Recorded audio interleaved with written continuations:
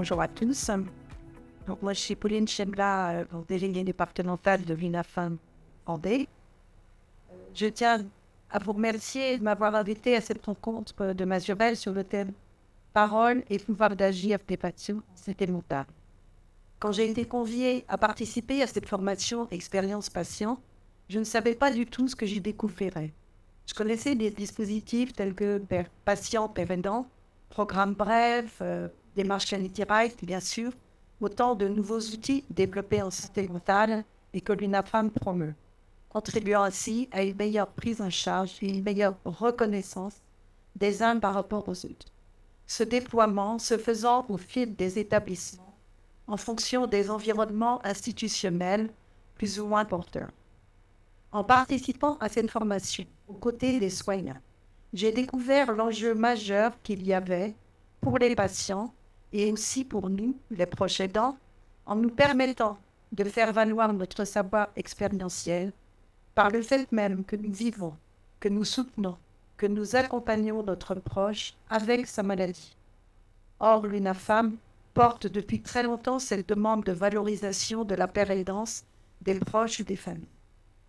J'ai également été particulièrement intéressée par la richesse de la restitution de la visite au domicile du patient par l'un des binômes formés à l'expérience patient. Je cite, « Cela a changé notre regard sur la personne et son environnement. Ce aller vers intègre le proche aidant, la famille qui font partie de la solution et peut être identifiée comme un appui. Il est impensable pour nous de soigner quelqu'un si nous n'intégrons pas les personnes qui vivent avec les patients. Face aux maladies psychiques, maladies chroniques, nous considérons que c'est un atout majeur pour les soignants que d'écouter le patient et sa famille pour mieux comprendre l'environnement, l'histoire, les amis, etc. Pour permettre de prendre en compte ce qui va contribuer au processus de réhabilitation et de rétablissement de la personne. Cette démarche du recueil de la parole permet au patient d'être considéré comme un citoyen à part entière et lui permet d'accéder à ses droits. La toute première des valeurs que l'UNAFAM porte est le respect de la personne vivant avec ses troubles psychiques. Elle affirme que c'est par l'accroissement de leur capacité d'agir et de prendre en compte leurs paroles dans les décisions qui les concernent que les personnes vivant avec des troubles psychiques pourront mener à bien leur projet de vie et que l'équilibre de la famille en sera retrouvé. Je trouve que dans la démarche, on retrouve l'essence même du terme « soigner », c'est-à-dire aider l'autre à aller mieux, en intégrant le patient et ses proches à part entière et en ne les laissant pas dans l'isolement, la souffrance, la stigmatisation, l'ignorance, et en leur permettant de dire comment est vécu leur quotidien avec la maladie et ce qui se passe à la maison après la sortie de l'hôpital. De même que l'annonce diagnostique dans de bonnes conditions, la psychoéducation et la complémentarité du père aidant patient viendront légitimer la prise en charge des soignants. De même, la complémentarité essentielle du proche aidant, la famille le plus souvent, grâce à la démarche de l'expérience patient, viendra augmenter les chances de rétablissement en l'accompagnant mieux si elle est mieux informée et formée. L'expérience patient viendra, à mon sens, soutenir l'alliance thérapeutique et contribuera à une construction partagée, soignant, patient, famille ou proche aidant. Je profite ici de la parole qui m'est donnée pour dire qu'il faut nommer les choses, qu'il faut donner un diagnostic à la personne et de l'espoir. Sinon, on oblitère ses chances de rétablissement et on abolit les chances pour les proches aidants d'accéder à un soutien qui permettrait une meilleure compréhension et un meilleur accompagnement de leurs proches. Pour conclure, l'approche centrée patient apporte de nouveaux outils, cités en préambule, et dont fait partie l'expérience patient. En psychiatrie, l'ensemble de ces outils marque un tournant qui viendra immanquablement re-questionner les pratiques. Ce mouvement est inéluctable et il faudra faire avec. Il est essentiel que la personne soit au clair avec un diagnostic et l'accompagnement et l'espoir qui vont avec. Il est nécessaire et essentiel que nous, les proches aidants, réfléchissions à notre position d'aidant, à identifier nos limites dans l'accompagnement de notre proche majeur, tout en ayant confiance dans notre expertise liée à notre expérience. Et enfin, il est nécessaire et essentiel que les soignants acceptent de sortir du dogme soignant sachant et privilégient d'autres postures en acceptant des décisions partagées avec le patient lui-même, en acceptant plus d'horizontalité dans les rapports, car il n'y a pas de suprématie des uns par rapport aux autres. Je vous remercie au nom de l'UNAFAM Vendée. On passe à la table ronde, une table ronde où il y a de nombreux intervenants pour cette deuxième séquence. Donc Isabelle Chevalier, qui est cadre de santé et qui exerce donc dans un de nos service bocage, et qui a été formée à l'expérience patient, donc je pense qu'elle va pouvoir nous en parler. Laurence Bolto, également formée à l'expérience patient, donc expérience patient dont on a parlé tout à l'heure avec Ama Kouevi, directeur de l'Institut français de l'expérience patient, puisque l'hôpital Mazurel a tenu, et c'était ma volonté, à s'engager dans la démarche expérience patient, qui est une démarche innovante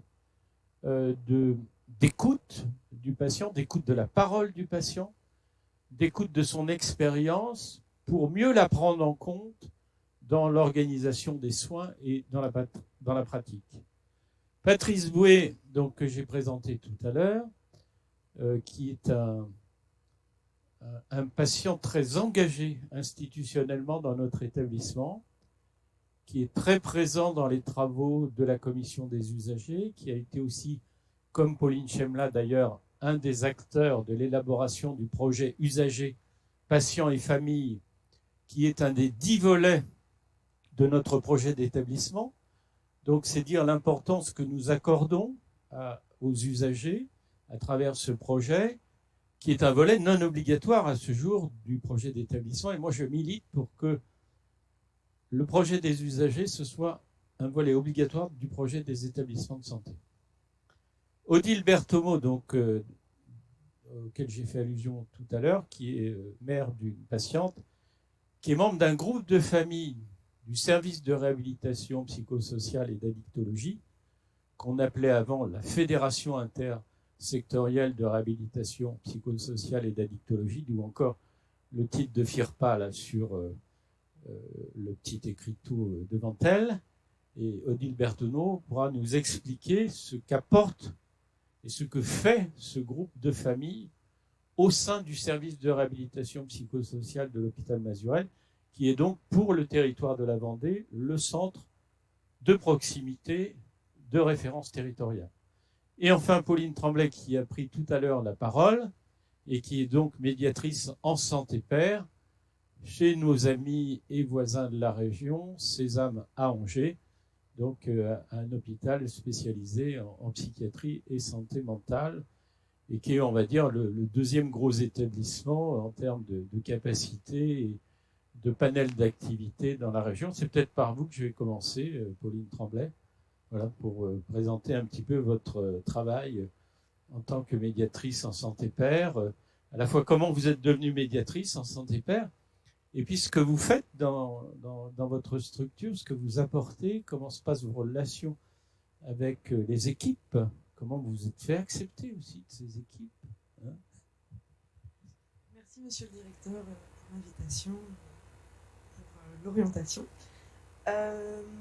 Alors, moi je suis médiatrice de santé père au département de réhabilitation psychosociale du Sésame depuis 3 ans maintenant, à 60%. Sur la première année, j'ai eu un poste financé par l'Agence régionale de santé où j'étais en formation pendant 1 an, 1 semaine par mois en licence sciences sanitaires et sociales à Paris 13, licence 3. À la base, moi j'ai eu une entrée dans la maladie tardive, donc j'ai eu la chance de faire des études avant dans la culture, la médiation culturelle. J'ai un peu travaillé et puis j'ai eu une première décompensation psychotique à 28 ans.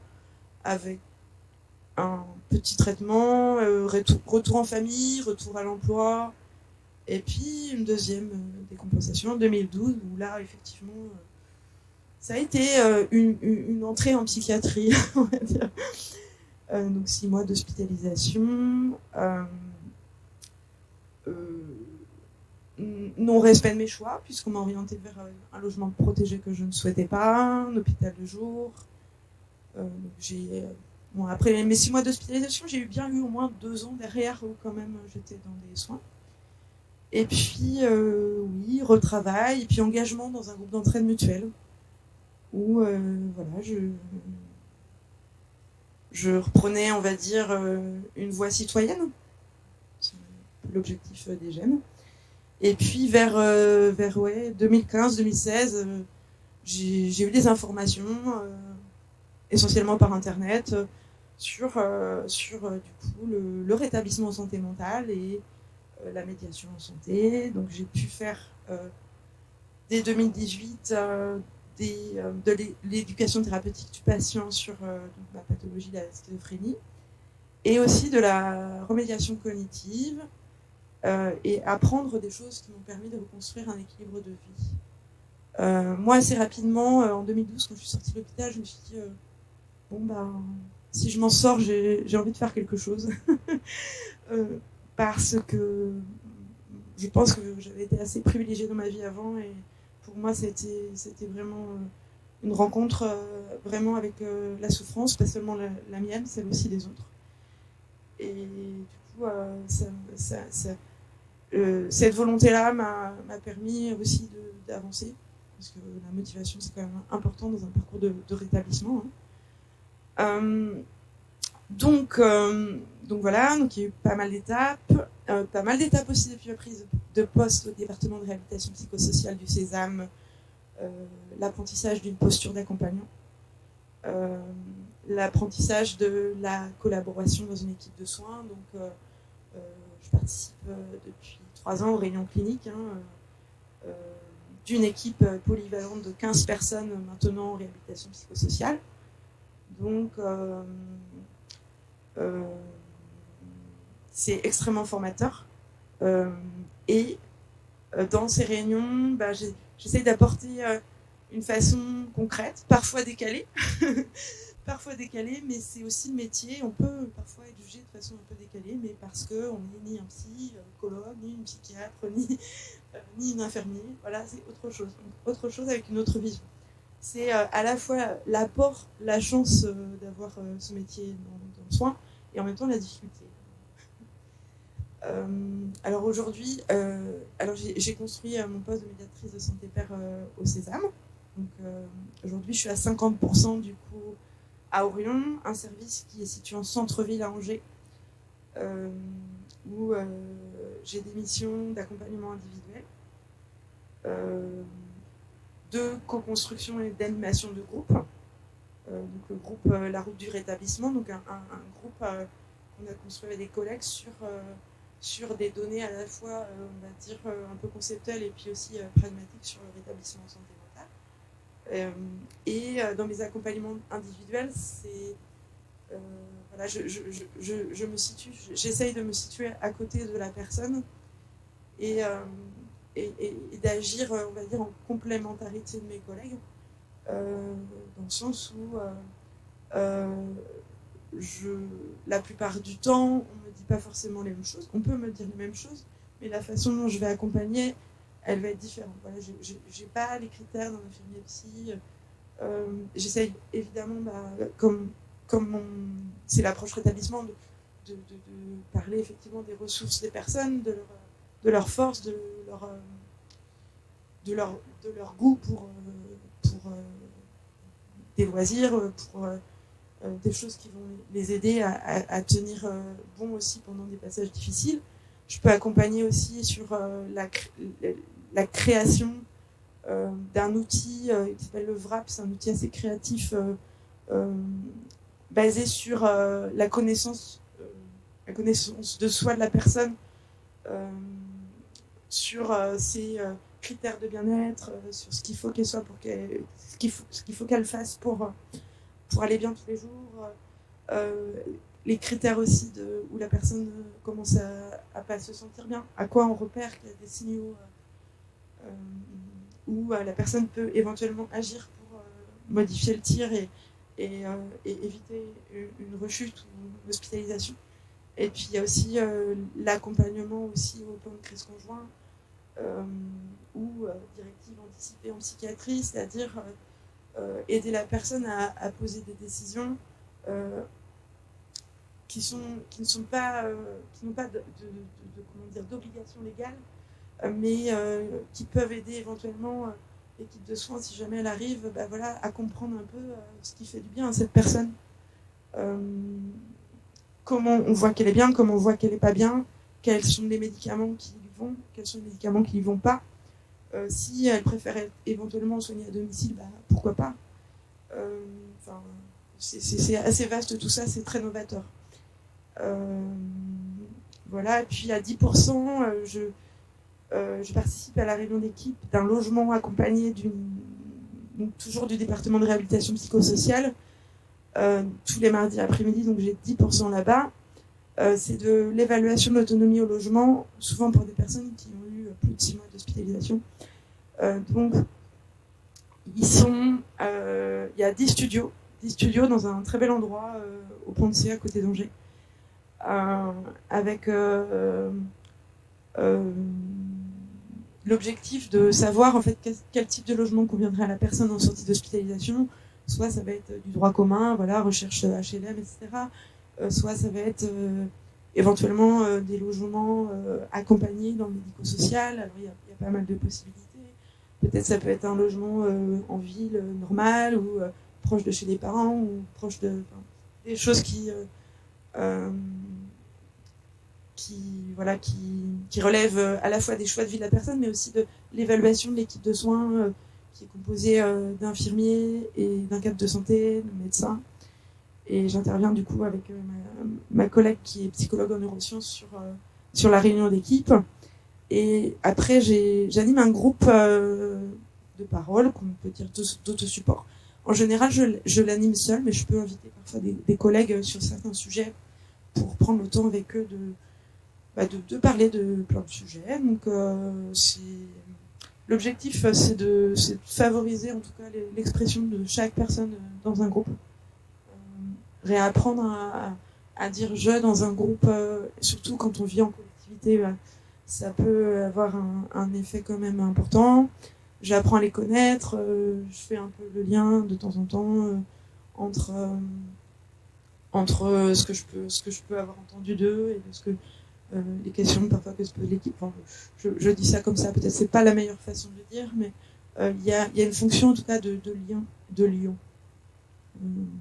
Voilà.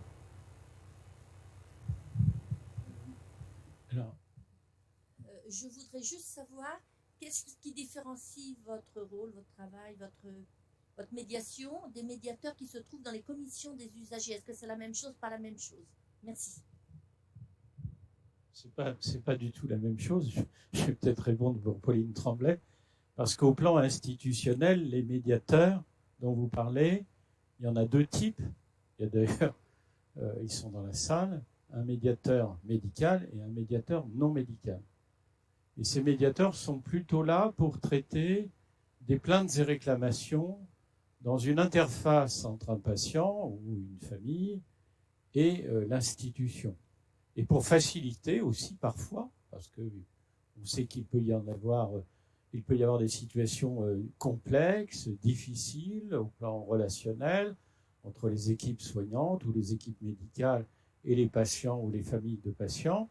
Donc les médiateurs sont là aussi pour essayer de dénouer des situations, de retisser des liens, de permettre les éléments d'un rétablissement de la confiance et d'une compréhension mutuelle. Voilà le rôle des médiateurs au plan institutionnel, qui d'ailleurs participent aux travaux de la commission des usagers dans leurs 2 fonctions. Alors les médiateurs pairs, médiateurs en santé pair, là c'est d'une autre nature, mais je laisse Pauline répondre. Merci. Oui, médiateur, en général, un médiateur, c'est une personne qui est entre 2 personnes ou 2 publics ou 3 publics. Moi, en l'occurrence, le métier de médiateur de santé pair, ce sont des missions d'orientation dans le système de soins. Enfin, ça peut être des missions d'orientation dans le système de soins. Moi, ce qui me parle plus dans ce métier-là, c'est une question liée au langage. En fait, c'est les capacités à comprendre le langage des soignants, éventuellement le parler, c'est pas obligatoire. Comprendre différents types de langage d'usagers, comprendre éventuellement les questions de la famille. Voilà, on parle. Différence, me semble-t-il, par rapport à ce que j'ai énoncé tout à l'heure, c'est que vous êtes dans la relation de soins. Et puis, vous faites partie aussi de l'équipe de soins. D'ailleurs, j'ai noté le terme tout à l'heure que vous avez employé, vous avez parlé des collègues. Je me suis même demandé, je me suis dit, quand elle parle de ses collègues, est-ce qu'elle parle des patients ou est-ce qu'elle parle des professionnels? Et je comprenais bien que vous parliez des professionnels. C'est bien ça. Oui, parce qu'il s'agit aussi d'un métier qui fait partie du on va dire du personnel soignant. Je fais partie d'une équipe de soins. J'ai un question, parce qu'en vous écoutant, évidemment, vous nous racontez votre histoire dans cet établissement, le Sésame, et c'est bien que le Sésame ait d'ailleurs mis en place ce nouveau métier, mais on sent qu'il est quand même intimement lié à la réhabilitation psychosociale et au rétablissement. Ma question, c'était de me dire, est-ce qu'il pourrait y avoir l'équivalent de vous, médiateur en santé pair, en psychiatrie, dans des services aigus qui sont confrontés à la crise de patients? Ce qu'on appelle traditionnellement un service d'admission. Alors, vous avez peut-être un témoignage à apporter. Bonjour, Olivier, je suis médiateur santé pair également. Du coup, ce qui me venait à l'esprit quand même, c'était aussi de redire que un médiateur santé pair, c'est avant tout un père aidant. Et un père aidant, c'est quelqu'un qui vient redonner de l'espoir aussi aux personnes qui sont dans un moment de souffrance.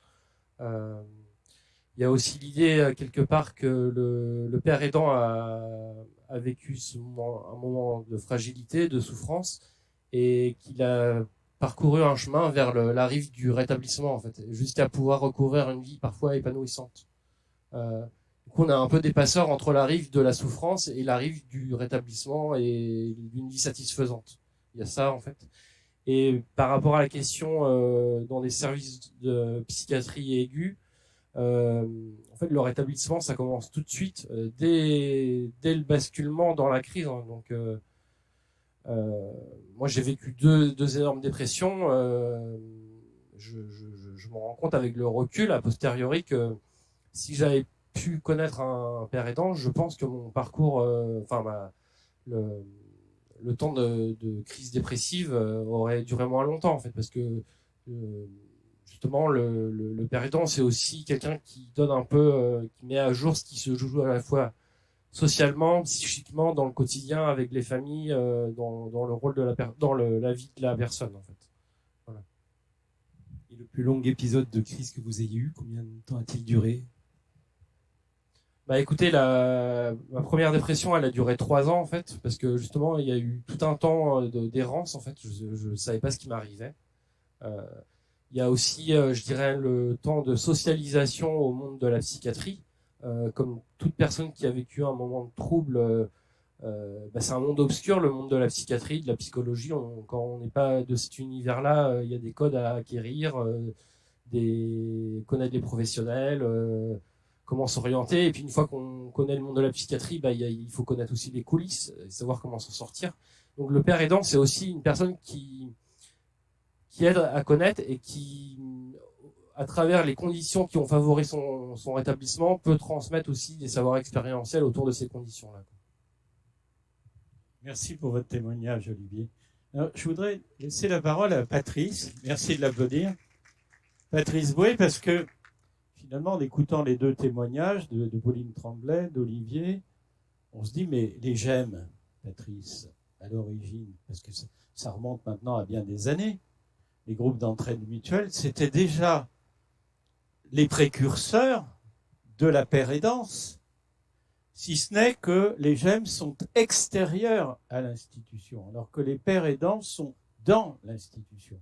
Mais vous avez un rôle éminent aussi, j'aimerais que vous nous en parliez. Moi, c'est Patrice, donc je suis usager en santé mentale.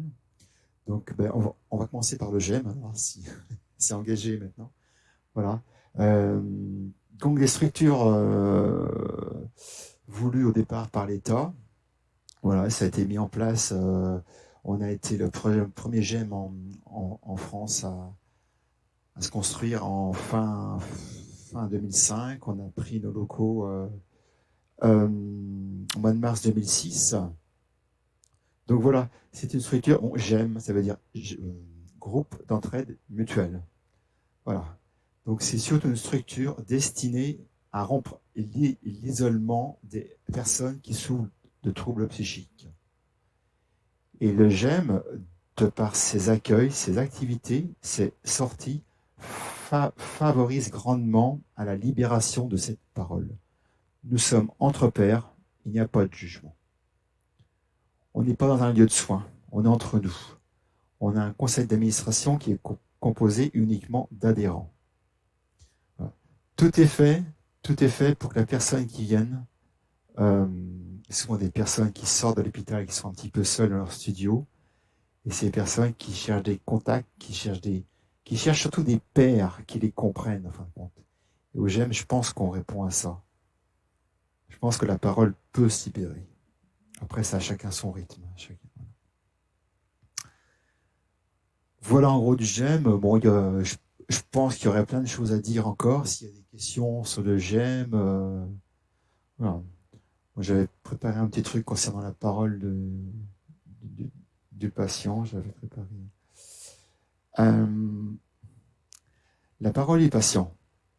La parole du patient est déterminante dans le processus de soins en psychiatrie.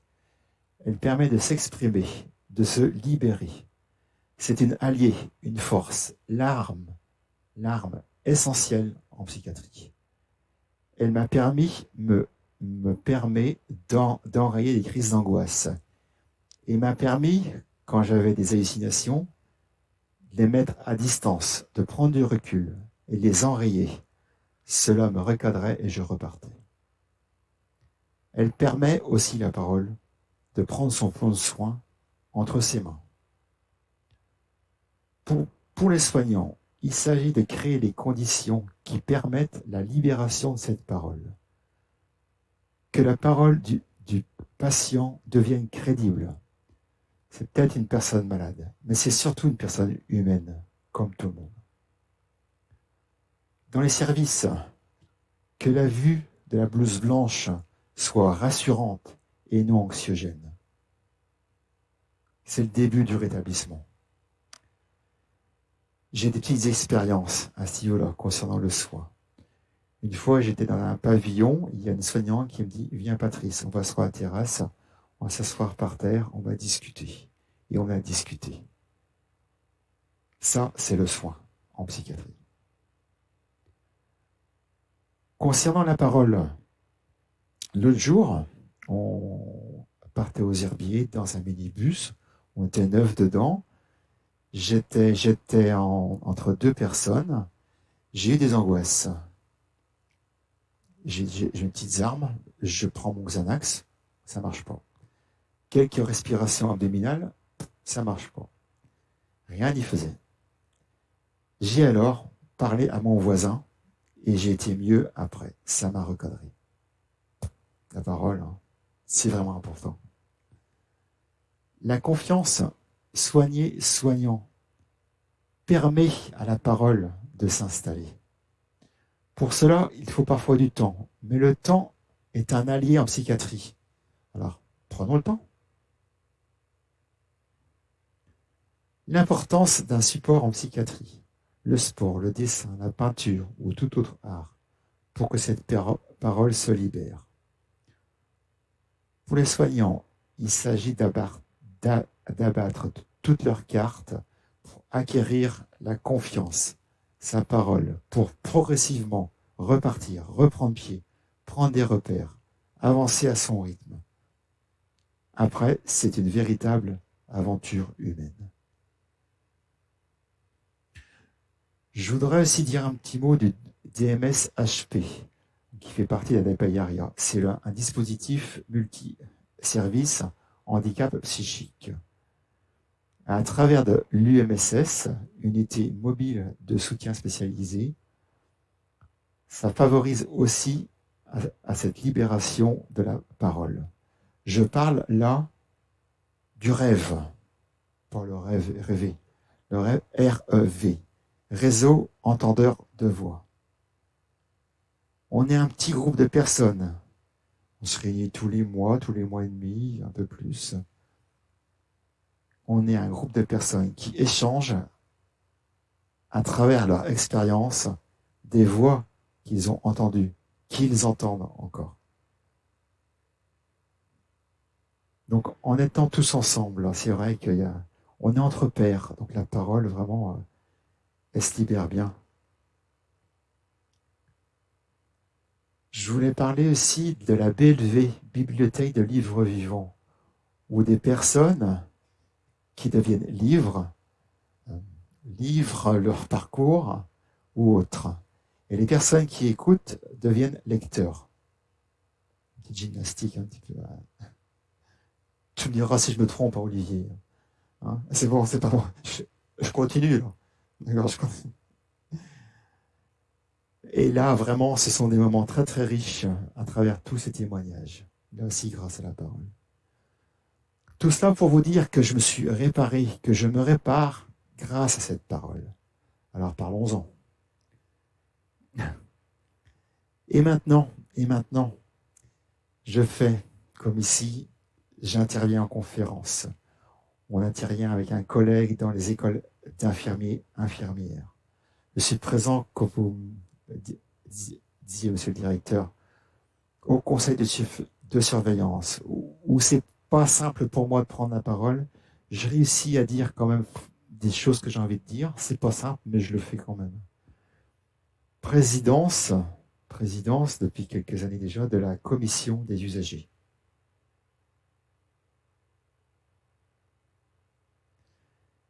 La parole, quand j'interviens comme ça, c'est pas facile. Mais après, c'est une victoire sur moi-même. Dans le soin, patient-soignant, on est une équipe qui gagne. Ah, c'est soignant. Et ces patients aussi, ils m'ont sauvé la vie. Alors, confiance et y croire. Tout ce que je voulais dire.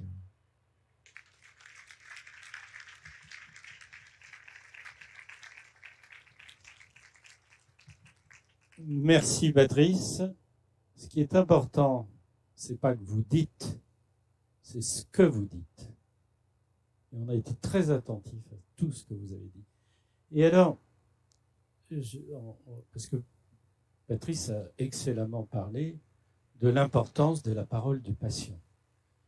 Vous, en tant que soignant, dans votre pratique, dans votre relation au quotidien, l'écoute de cette parole, la prise en compte de cette parole, le dialogue avec le patient, parfois aussi avec ses aidants, c'est très important, bien évidemment, et c'est un élément de votre pratique usuelle, on va dire. Mais par rapport à l'expérience patient, qui est une démarche nouvelle de se mettre à l'écoute du patient autrement, je voudrais savoir ce que ça vous a apporté et qu'est-ce que c'est en train d'impulser éventuellement comme changement dans vos pratiques. Alors, à deux voix, vous allez nous faire ça, hein, Isabelle et Laurence. En fait, c'est vrai que la parole, c'est important dans le quotidien, mais des fois, on est tellement pris dans les institutions, dans les organisations de services, qu'il y a des choses qu'on n'entend plus. Et c'est vrai que cette formation de l'expérience patient, ça a été aussi ça, c'était de redécouvrir la parole des usagers, d'enlever un peu notre casquette de soignant, parce que du coup, on nous demandait justement de plus réfléchir comme un soignant. C'est-à-dire vraiment de se centrer sur la parole d'une personne qui était venue en hospitalisation et qui avait envie de témoigner sur comment elle avait ressenti, elle avait ressenti cette expérience. Et du coup, déjà de cette casquette-là en moins, on est plus attentif, on entend davantage de choses. Et puis après, on avait eu aussi l'expérience de le faire au domicile de quelqu'un. Voilà. Au départ, on était parti sur le fait de le faire sur les CMP ou sur l'hôpital. Et puis finalement, la personne n'avait pas de moyen de déplacement. Donc on a proposé, on s'est dit, si c'est à votre domicile, est-ce que c'est gênant? Et la personne nous dit, non, au contraire, pour moi, c'est plus pratique dans mon organisation. Et là, c'est encore une étape au-delà. C'est-à-dire que c'est la personne qui nous accueille. Et là, on inverse un petit peu les choses. C'est à nous d'être à l'écoute, d'être présent. Et ça change vraiment le regard. Moi, ça m'a beaucoup rappelé aussi ce que je faisais en pédopsychiatrie. Ce qui se fait de plus en plus difficilement maintenant, c'est les visites à domicile. Et qui, justement, faisaient tomber ces barrières et puis amenaient à des discussions très riches. Et je pense, dans le soin, justement, dans la rencontre, à quelque chose d'essentiel. Quand vous parliez de pas de jugement, de la confiance, sur des temps comme ça, des espaces comme ça, je pense que c'est encore plus fort.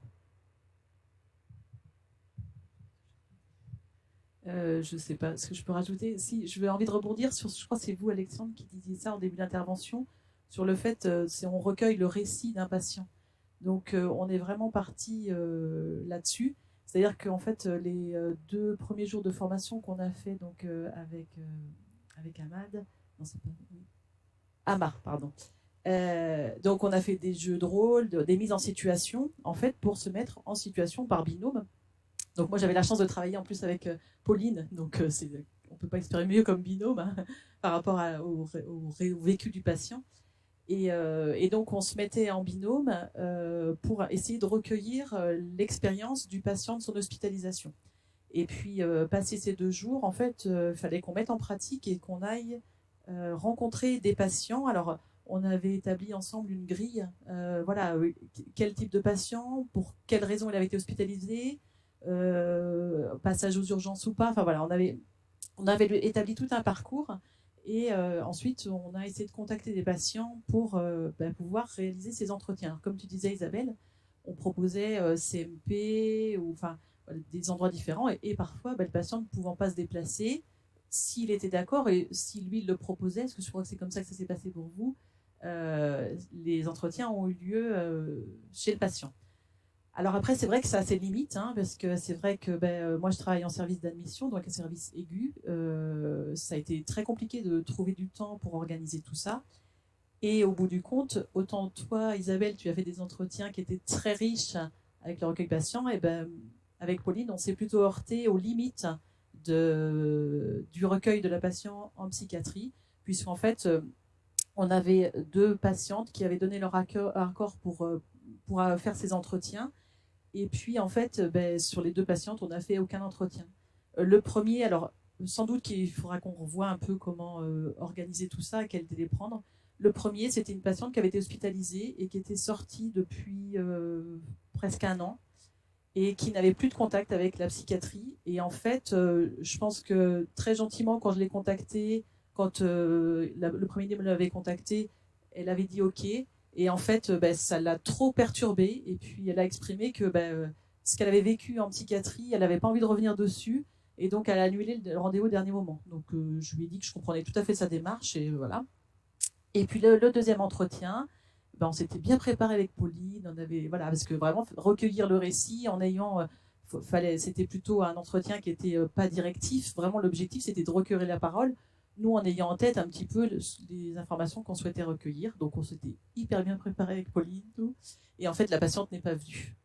Donc ça fait partie aussi des difficultés des patients, parfois à être dans le soin. Et donc, en fait, elle ne s'est pas présentée. On a essayé de l'appeler, elle n'a pas répondu. On a essayé 2 fois, elle n'a pas répondu. Comment ? À refaire, tout à fait. Mais au moins, ça permet de voir un peu les limites de tout ça. Pendant que j'ai le micro, j'en profite. Je pense que là, il y a beaucoup de choses qui sont dites, qui sont très intéressantes. Et, il y a cette partie recueil de l'expérience patient, je trouve ça vraiment bien. Et l'autre partie, la notion de père aidant, et je trouve ça, c'est vraiment, c'est une pépite. Enfin, faut vraiment qu'on puisse travailler avec ça.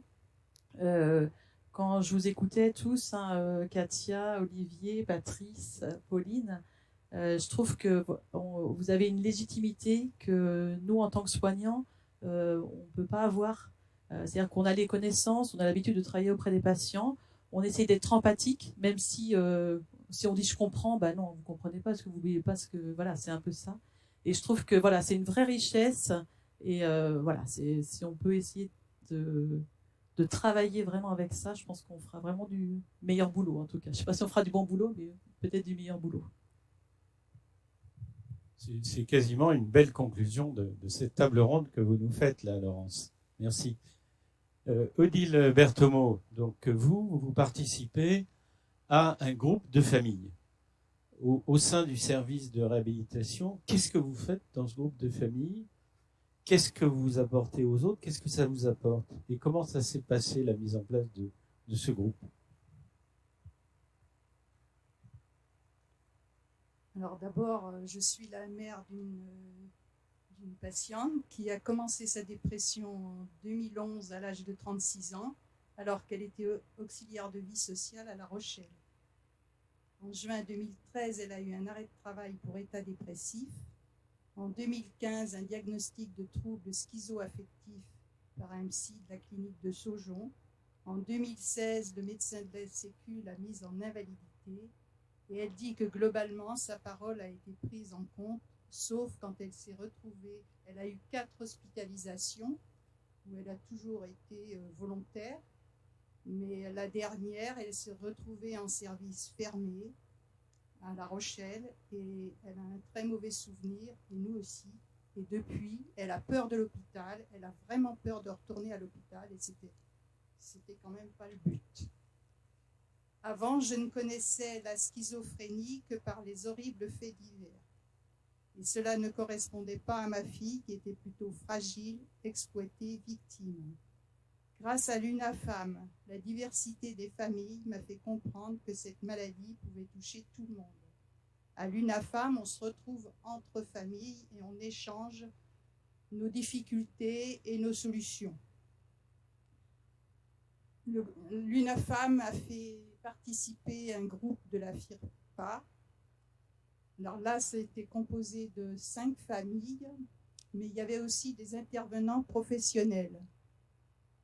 Et là, moi, c'est la première fois que j'avais l'occasion d'échanger avec des professionnels, parce que quand ma fille était en consultation, je ne voyais pas les psychiatres. C'est arrivé exceptionnellement, mais je ne recevais pas des informations comme celles que j'ai reçues à ces séances de FIRPA. Dans les 5 familles, c'était 5 cas différents. Il y avait des parents d'une jeune fille qui était étudiante et qui entrait juste dans la maladie. Il y avait des adultes autonomes, enfin des familles de patients autonomes et d'autres qui étaient chez leurs parents. Il y avait les parents d'un fils, d'un adulte qui refusait tous les soins, et ce cas m'a paru le plus difficile à gérer pour la famille.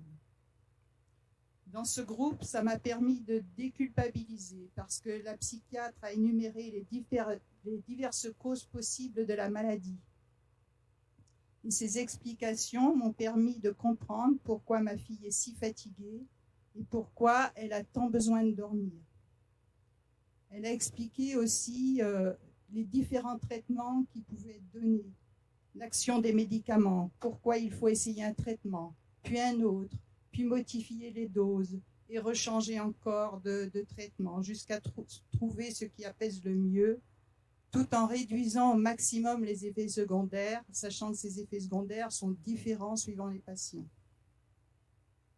Presque toutes les familles semblaient confrontées à ce problème de changement de traitement.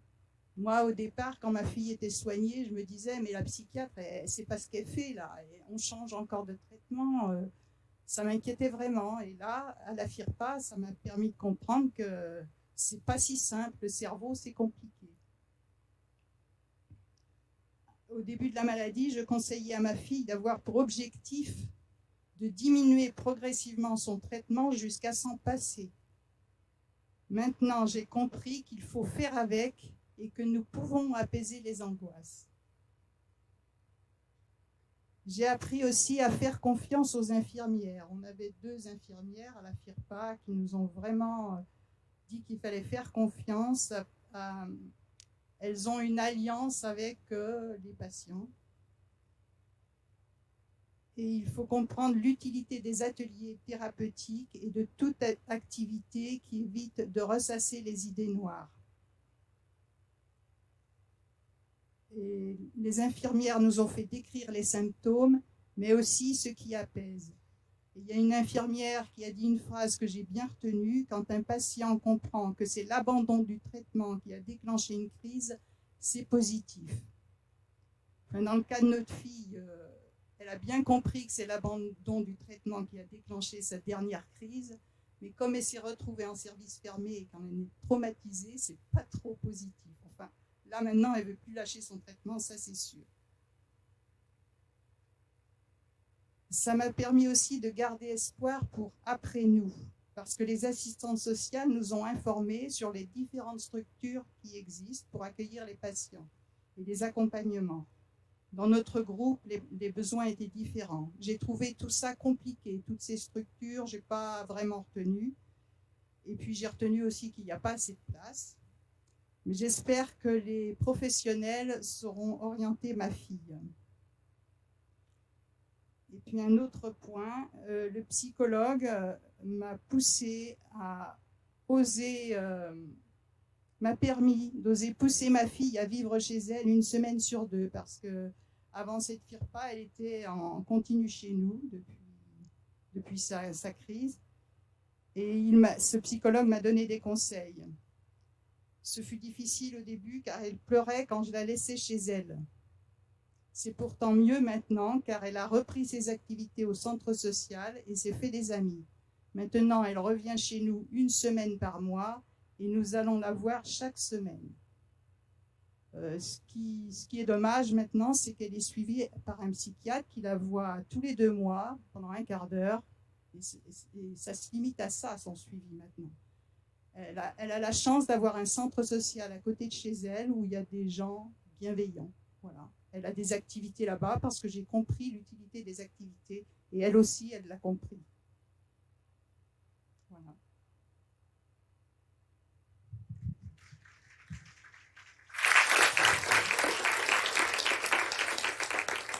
Merci pour ce témoignage parce qu'il illustre plusieurs éléments.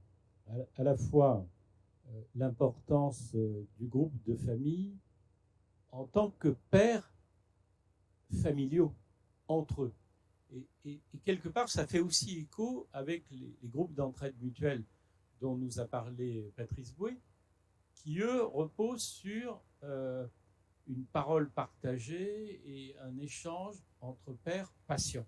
On a les 2 configurations, les pères familiaux, les pères patients, et on voit que c'est important aussi dans la prise en charge qu'il y ait ces lieux spécifiques qui soient organisés, soit dans l'institution, ce qui est le cas du groupe famille du service de réhabilitation, soit hors l'institution, ce qui est le cas historiquement des groupes d'entraide mutuelle.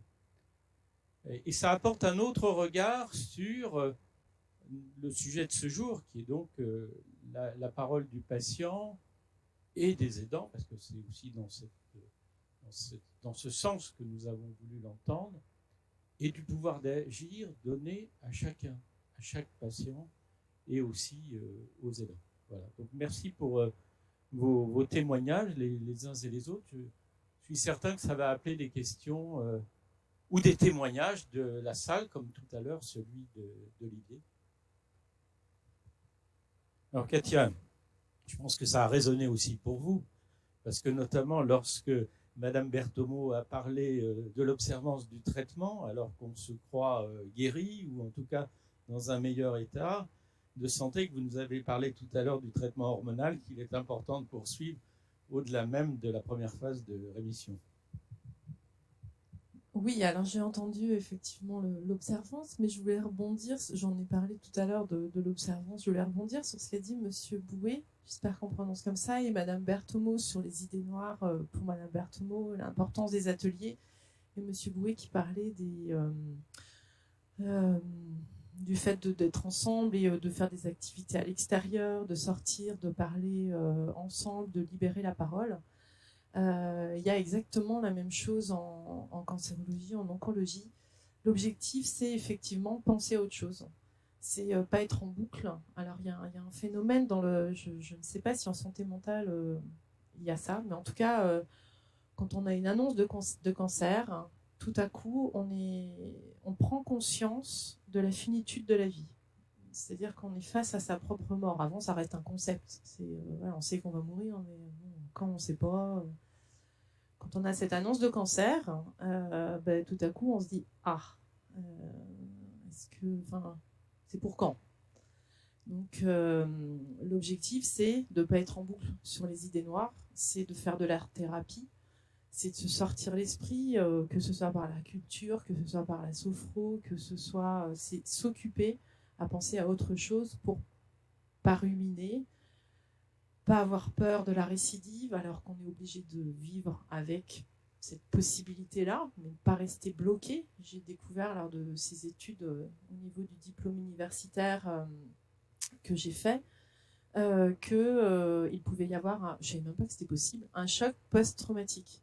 L'annonce du cancer, donc en santé mentale, je ne sais pas du tout s'il y a une corrélation, mais dans l'annonce du cancer, quand les médecins savent que quand ils prononcent ce mot, y a un état de sidération et tout à coup, c'est comme si on était à 130 sur l'autoroute et qu'on se prenait une vitre transparente. Donc, ça fait un choc très important. Et puis, tout ce qui était dans l'arrière de la voiture passe à l'avant. Donc, en fonction du stock de valises qu'on a dans le dos, ça peut être compliqué. Et ça, c'est à la fois pour la personne qui a l'annonce du cancer et pour l'aidant, la personne qui est à côté, qui va être proche de cette personne. Donc, c'était surtout pour rebondir sur je trouvais c'est la même chose de se sortir la tête de ça et de parler avec d'autres personnes et puis de voir des pairs qui ont avancé et du positif. Et c'était pour vous montrer à quel point, alors je ne sais pas si c'est pareil pour tout le monde, mais moi je pousse le trait dans mon accompagnement. Quand je sais que je vais accompagner des personnes, je choisis les vêtements qui sont colorés. Donc là, pour moi, j'ai des chaussures qui ne vont pas avec mon chemisier. Mais je sais que, bon là je savais que je venais ici, je sais que quand je vais à l'hôpital, bon là je savais que je venais ici, mais j'ai des chaussures voilà, un peu colorées, avec le tableau de Van Gogh, les tournesols, et un chemisier bien coloré, que normalement je mets avec un gilet orange. J'ai dit bon, aujourd'hui je vais me calmer. Mais quand j'arrive dans les services, la couleur, que ce soit en haut, en bas, parce qu'il y a des personnes qui ne vont pas lever les yeux. Donc en général, je n'ai pas que celle-là, mais je sais que voilà, en fonction de mes chaussures, ça peut interpeller, puis en fonction du haut, ça peut donner de l'espoir. Donc il y a l'échange, il y a aussi le regard, parce qu'il y a des personnes qui n'ont pas forcément envie de parler quand j'arrive dans le box. Donc le but du jeu, c'est créer du lien. Donc je ne sais plus qui l'a dit tout à l'heure, du liant. C'était vous? Pardon, enfin voilà, pardon, c'était Pauline, du liant. Donc voilà, c'était rebondir sur le... Merci. Et c'est vrai qu'on peut faire des comparaisons avec le cancer, parce que la pathologie mentale et psychique est une pathologie chronique dont on, je ne sais pas si on peut dire dont on guérit ou dont on, sans être totalement rémis, bon bref. Et attendez, je vous laisse la parole juste dans un instant, Patrice. Et ce que je voulais dire, c'est qu'il y a, dans ce que j'ai entendu, il y a aussi toute la réflexion, c'est Pauline qui faisait allusion dans ses mots introductifs, sur la façon dont on annonce cette maladie qui va être chronique, qui va être invalidante, dont on l'annonce aux patients, dont on l'annonce à ses proches, Donc tout le monde va vivre cette annonce et soit en faire un objet finalement destructif pour soi, soit en faire un objet qui va être constructif pour soi, pour rebondir, pour se battre, voilà. Et le premier plan cancer qui avait été lancé par le président Chirac, il y a donc pas mal d'années maintenant, avait justement mis en place ce dispositif d'annonce. Moi, je trouve que c'est quelque chose qui nous manque en psychiatrie, cette organisation qui suppose bien évidemment des moyens. Mais à un moment, le président de la République avait mis sur la table un plan national et des moyens conséquents pour accompagner la mise en œuvre de ce plan. Voilà. Donc, en tout cas, dans le cadre de la refondation du système de santé, c'est, à mon sens, un message qu'on doit porter les uns et les autres dans les différentes instances où on sera appelé à participer. Patrice. Ouais, c'était juste pour ajouter, c'est vrai que en psychiatrie, c'est vrai que on soigne, mais on ne guérit pas. Mais c'est tous les jours, quoi, du soin. Je voulais intervenir un petit peu sur le diagnostic aussi que vous disiez tout à l'heure. C'est vrai, moi je l'ai pas pris parce que je suis schizophrène, mais je l'ai pas pris en pleine face parce que j'ai eu un psychiatre, je crois vraiment qu'il m'a vraiment cerné et je l'ai vu pendant plusieurs années. Et c'est au bout de plusieurs années qu'il m'a dit justement que j'étais schizophrène et j'étais prêt à l'entendre. Voilà, quoi, la démarche. Une question dans la salle. Elisabeth, c'est ça votre prénom? C'est pas une question, c'est une réflexion par rapport à ce qui a été dit. Je suis d'accord avec vous que les politiques et tout ça, on a besoin de moyens. Mais si on attend des moyens politiques, financiers, économiques, etc., on peut attendre longtemps. Il y a des choses quand même qui sont faisables immédiatement, qui est la vulgarisation de la parole, la sensibilisation des personnels dans les CHS, dans les services psychiatriques. Et ça, il n'y a pas besoin de... Bien sûr, on peut les former ensuite, hein, je conteste pas ça. Mais là, immédiatement, là, maintenant, tout de suite, il y a quand même des choses qui pourraient être vulgarisées, qui pourraient être dites, qui pourraient être faites.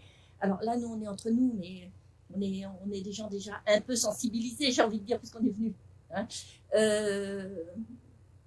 Moi, je vais vous donner une expérience personnelle, non pour parler de moi, mais pour vous expliquer. Je suis mariée avec une personne bipolaire. Je suis mariée depuis 22 ans. Et j'avais une maman bipolaire pendant 60 ans. Donc, je repère très très vite le prodrome d'une maladie. C'est-à-dire les petits signes imperceptibles qu'on sent quand on habite avec quelqu'un. Et que les services hospitaliers qui, eux, sans leur jeter la pierre, hein, mais qui ont des gens en état d'urgence, en état de crise, les voir arriver en état de crise, c'est une évidence, c'est ceci, qui n'ont pas ces prodromes. Quand vous n'êtes pas écouté, que vous arrivez, et qu'on vous dit arrêtez d'être sur son dos, laissez-le faire.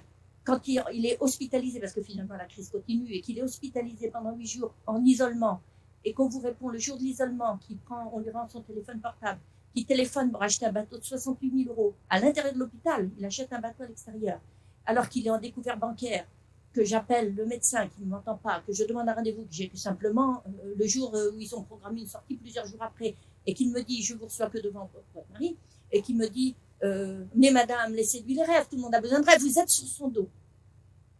Quand on me dit également, il est pas bien, je l'emmène, moi je ne peux pas l'emmener parce qu'il est assez loin, je lui dis, va dans un hôpital, hein, il appelle donc les pompiers parce qu'il est à 30 km, le SAMU arrive, l'emmène dans l'hôpital, dans le service psychiatrique, qui le suit, qui reste 5, 6, 8 heures dans les urgences, bon ça c'est un autre problème, et qu'à 10h30, 11h du soir, un psychiatre le voit, et lui dit, du service psychiatrique de l'hôpital, et lui dit, ici c'est pas l'hôtel, vous comprenez, et le remet dehors à 11h du soir devant l'hôpital avec Justin Baluchon, parce qu'il était parti avec le SAMU, alors que, voilà, il m'appelle en urgence, évidemment, c'était un vendredi soir, il est resté avec moi tout le week-end, moi je voyais bien qu'il était très mal et que ça décompensait. Je l'ai emmené le lundi aux urgences de l'hôpital de La Roche-sur-Yon pour changer de secteur, parce que la sectorisation, parlons-en. Voilà. Hein. Voilà, il faut savoir qu'il y a quelques années, il y a 2-3 ans, mon mari a demandé un divorce. Non pas pour divorcer, on est toujours en couple, hein, on est très amoureux, mais pour pouvoir avoir un logement séparé du lieu de sectorisation dont on dépend. Il ne voulait plus entendre parler de cet hôpital. Donc, il a voulu s'extraire pour dépendre de La Roche-sur-Yon. Il est donc allé habiter à 30 km de chez moi dans une autre sectorisation. Le CMP de cette ville, je nomme pas les villes, c'est pas l'intérêt, hein. Le CMP de cette ville a refusé de le suivre. J'ai fait, alors qu'il avait besoin, qu'il le ressentait le besoin, j'ai fait intervenir les élus locaux, j'ai appelé le conseil général, j'ai fait des tas de démarches, il n'a jamais été suivi. Donc un jour, il appelle donc le SAMU, il est amené à La Roche-sur-Yon, puisqu'il dépend de La Roche-sur-Yon, la ville où il est maintenant. Et on lui dit, ah ben vous avez dans le questionnaire, là, aux urgences, ben, vous dépendez de l'hôpital de X, et il envoie en ambulance à l'hôpital conventionnel, à l'hôpital de X. Là-bas, re-urgence, re-machin, re-bilan, est-ce que c'est bien utile tout ça? Moi, je téléphone, personne ne veut m'entendre. Si j'explique tout ça, c'est parce que c'est pas rare. Hein. Arrivé là-bas, c'est là qu'on lui dit, c'est pas l'hôtel, on le met dehors. Il a décompensé. Et moi, ce que j'ai fait, j'ai appelé donc l'infirmière coordinatrice de l'hôpital psychiatrique de La Roche-sur-Yon en disant, il vient d'arriver à la maison pour le week-end, là, parce qu'ils l'ont foutu dehors, c'est pas un hôtel. Je sens qu'il va décompenser. S'il vous plaît, réadmettez-le. Mais aux urgences, ils vont me dire qu'ils vont le renvoyer. Voilà. Alors, l'infirmière coordinatrice du CHS a très bien compris, m'a écouté une demi-heure, elle a été très, très correcte. Et elle a téléphoné aux urgences, qui voulaient refaire un bilan et tout, j'ai refusé, et qui m'ont dit, ben, puisque vous refusez une entrée, un bilan et tout, là, il va falloir, après plusieurs heures d'attente, il va falloir que vous l'emmeniez vous-même à l'hôpital. J'ai dit, oui, mais il y a un lit, l'infirmière me l'a promis, je suis arrivée, mon mari est hospitalisé. Il a décompensé, il a été reconnu, il a une maladie bipolaire, il a été reconnu en crise maniaque. Mais j'étais sur son dos, mais c'est pas l'hôtel ici, mais on n'écoute pas la famille. Et c'est pas récent. J'ai connu ça avec ma mère il y a 30 ans, 40 ans. Donc moi, ma question, c'est pas de me plaindre, hein, je m'en fous, ça, je me défends. J'ai écrit à la commission des usagers, on m'a dit, on va demander au médecin. Ben, ils m'ont jamais répondu, parce que le médecin, il dit, il va aller sur son dos. J'ai écrit au médecin psychiatre qui m'a fait une réponse, le médecin psychiatre qui m'a fait une réponse écrite, parce que j'avais écrit à recommander, qui m'a dit, comme réponse, il m'a dit, je perds le fil, c'est pas grave. Enfin bon, oui, j'étais en vacances, c'est pas moi qui l'ai reçu. Et l'autre médecin n'était pas, c'était un médecin de passage. Enfin, où est-ce qu'on est? Où est-ce qu'on est? On aurait pu éviter tout ça. Je me dis, aujourd'hui, ces personnes, bon, mon mari, moi je le suis avec lui, je suis aidante de façon importante, et je travaille depuis 22 ans que je suis avec lui, parce que j'ai une formation infirmière non psychiatrique, mais voilà. Et je travaille avec lui pour que la confiance dans les moments où il est bien, pour qu'il accepte, quand il est plus perceptible à la raison, qu'il accepte d'aller consulter. Ça a été très difficile de mettre ça en place, depuis des années. Et quand on y arrive et qu'on lui répond, bah, c'est votre femme qui est sur votre dos, on détruit tout. Alors moi je dis, qu'est-ce que les personnels, on pourrait vulgariser des choses, qu'est-ce que les personnels psychiatriques, et je vous accuse pas en soi, hein, je vous interpelle, qu'est-ce que les personnels psychiatriques travaillent sur le ressentiment des patients, parce qu'il y en a beaucoup qui sont mécontents, sur le ressentiment, sur la confiance à restituer. Tout ça, c'est très important. J'ajoute que mon mari a toujours pris son traitement et que ce n'est pas un problème de traitement, et qu'on m'a dit c'est parce qu'il ne prend pas son traitement. Ce n'était pas le cas. Voilà.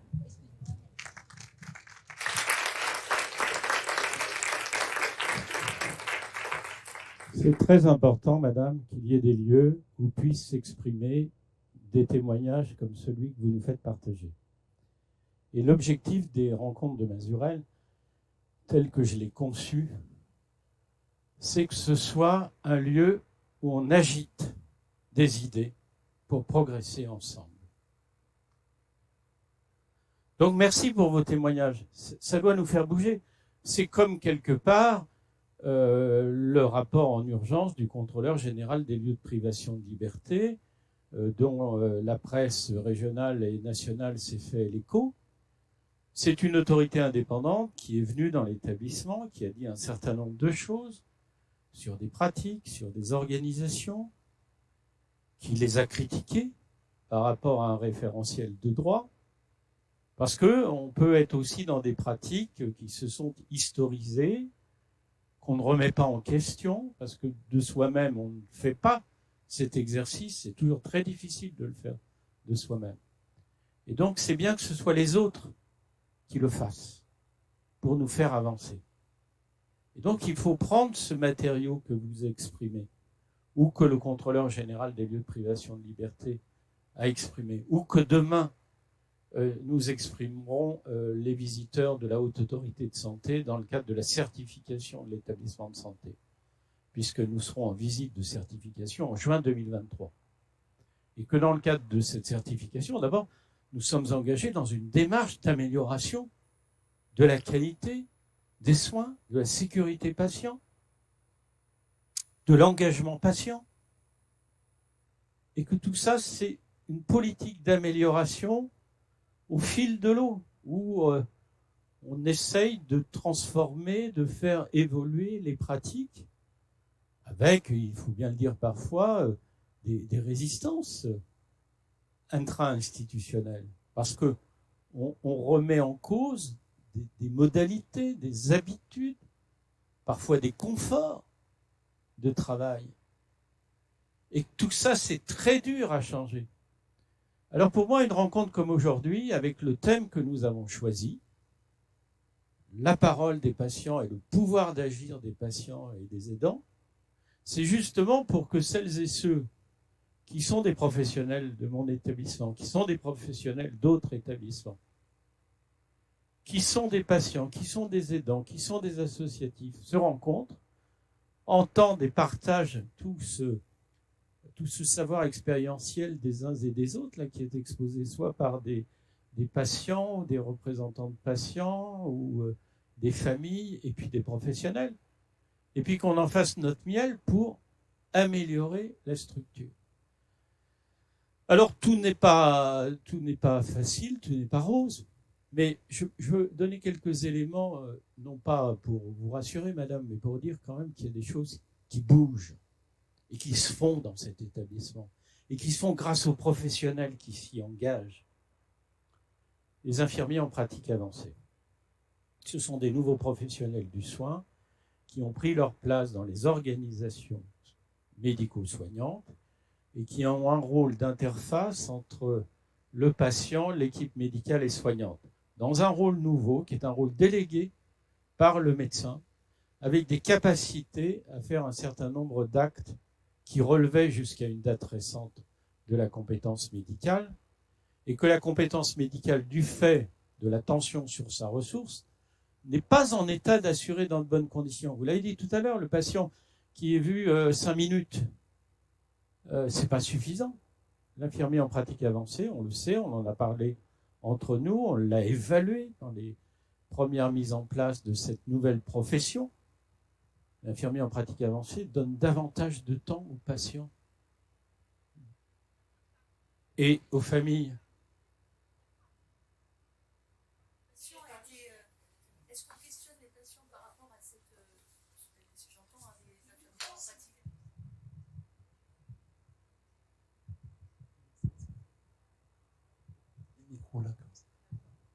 Je m'appelle Sandrine, je suis travailleuse sociale.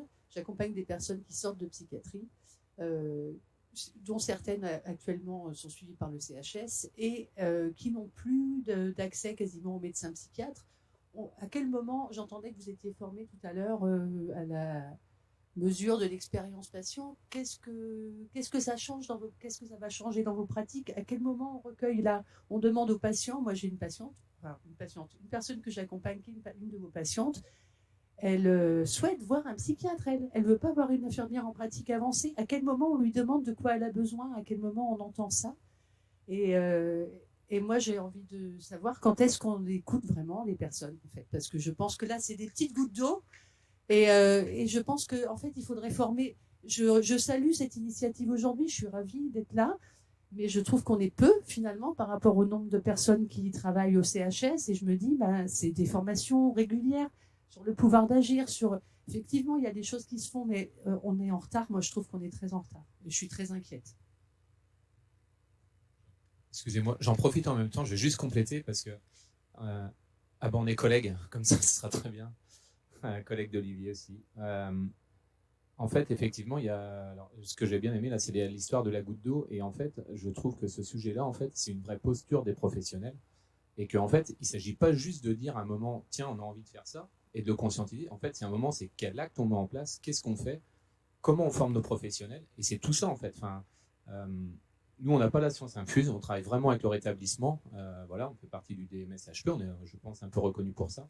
Mais ça a été un vrai travail sur des années en fait pour mettre ça en place, avec des professionnels qu'on a formés, avec des professionnels qui ont envie d'aller vers ça. Mais c'est encore une fois, c'est une vraie posture, quoi. C'est pas simplement dire tiens, on va faire du rétablissement, ou tiens, on va travailler avec un patient expert. Derrière, il y a une vraie position à avoir. Et voilà, c'est aussi travailler avec les centres de formation. On est encore intervenu l'autre jour dans un centre de formation où on est capable de nous dire que le décisionnaire de quelque chose, c'est le médecin psychiatre. Voilà. Alors moi, ça me heurte un petit peu parce qu'en fait, ce qu'on travaille, c'est plutôt de la pluridisciplinarité, le fait de se dire, voilà, on parlait tout à l'heure d'horizontalité, on essaye de travailler comme ça, enfin, on travaille comme ça. Mais c'est une vraie posture, en fait. C'est pas simplement des mots comme ça qui sont un petit peu, parsemés. Et, voilà. Je suis un peu embêtée. Et à la fois, je me sens réellement... c'est important que je réponde en tant que psychiatre, puisque nous sommes deux. Donc effectivement, il y a France Vidot qui est là également, qui travaille, qui est chef du service de la Fédération de réhabilitation psychosociale, qui est psychiatre d'adulte. Moi, je suis pédopsychiatre, mais je suis présidente de la commission médicale d'établissement. Donc, je me dis effectivement, j'entends tout ça et j'entends toutes ces revendications qui sont légitimes, hein, qui grondent chez vous et je l'entends. Et à la fois, je ne sais pas si vous percevez aussi par moments les oppositions, en fait. Les oppositions entre, tout à l'heure, vous parliez de votre mari qui avait pu, on lui avait laissé finalement appeler ou avoir accès à son téléphone et faire des dépenses inconsidérées alors qu'il était hospitalisé. Et on nous reproche au niveau de la commission du contrôleur général de liberté là, de justement priver complètement les patients de leur téléphone, alors qu'on nous dit vous devez leur laisser et puis après rajuster, par exemple. Alors qu'on se dit c'est plus facile de dire au début, là la personne elle est en crise, peut-être qu'il faut aussi, il n'est pas forcément en capacité de déceler ce qui est bon pour lui ou pas, ainsi que sa famille. Attendez, je finis juste. Et puis on va le remettre peut-être au moins au bout de peut-être quelques jours, tout dépend, ou bien un jour, le lendemain, enfin, plutôt que de faire l'inverse, de dire, à partir du moment où c'est comme dans n'importe quel service, les patients peuvent avoir accès à leur téléphone, on est en psychiatrie, vous voyez. Et oui. Non, mais c'était pas ce que vous disiez. Oui, non, mais ce que vous disiez me paraît très juste. Oui, non, mais ce que vous me disiez me paraissait très juste, et pourtant, c'est ce qui nous est reproché, de ne pas laisser le patient complètement décider lui-même d'avoir accès à son téléphone, etc. Vous voyez, c'est ça que je voulais dire. Je viens. Oui. À partir qu'on n'ait pas su détecter et tout, il n'y a aucun reproche. Oui. Ça arrivera d'autres fois, et même moi, je fais des erreurs quand on éduque des enfants, quand ceci, tout. Non, mais c'est l'adaptation quand on a une information de ne pas écouter. C'est ça que je reproche. Bien sûr, j'ai tout à fait compris. Mais ce que je voulais dire là, c'était un petit peu ces oppositions. Comme là, par exemple, donc, le travailleur social, la travailleuse sociale qui nous dit c'est bien beau, là, vous nous parlez d'infirmières en pratique avancée, mais les gens, ce qu'ils veulent, c'est un psychiatre, c'est pas une infirmière. Oui, mais or, certains veulent changer de psychiatre. Mais les psychiatres, il n'y en a pas beaucoup. Les psychiatres, aujourd'hui, sur certains secteurs, dans l'année, il n'y avait qu'un psychiatre permanent. Les autres, c'était des intérimaires. Parce que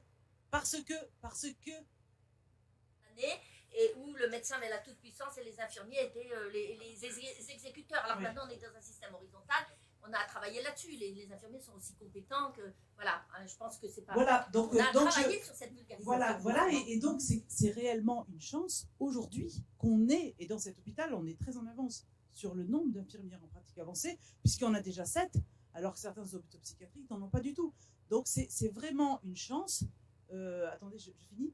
C'est vraiment une chance d'avoir cette compétence en plus qui peut nous aider à peut-être avoir des infirmiers qui ont une certaine expérience et qui auront un peu plus de temps à passer avec le patient que le psychiatre qui court partout et qui effectivement, par moment, peut-être est insaisissable parce que 5-10 minutes, mais vous n'imaginez pas tout ce qu'il fait dans sa journée. Dans certains services, je ne dis pas partout. Après, il y a aussi des personnes, on n'est pas tous pareils. Et donc...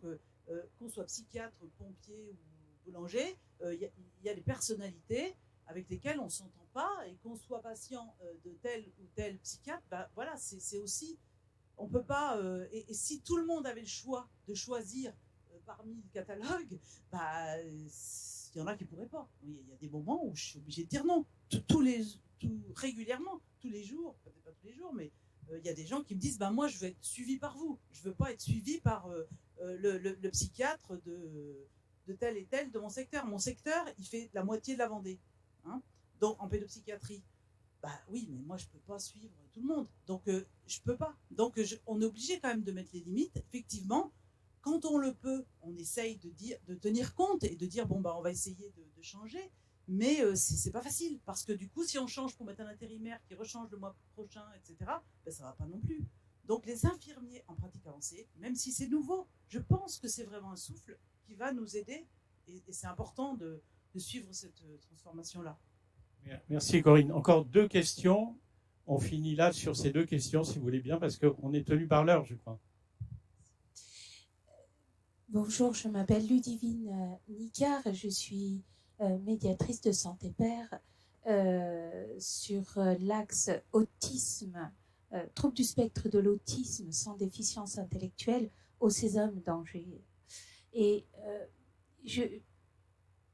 on parlait un petit peu la dernière des psychiatres et de la manière d'annoncer les choses aux patients. Et je me rappelle, il y a une semaine, j'ai lu une petite BD québécoise sur la santé mentale, et puis c'est un patient qui vient voir son psychiatre et il lui dit mais merci d'être venu, monsieur Untel, bonne journée.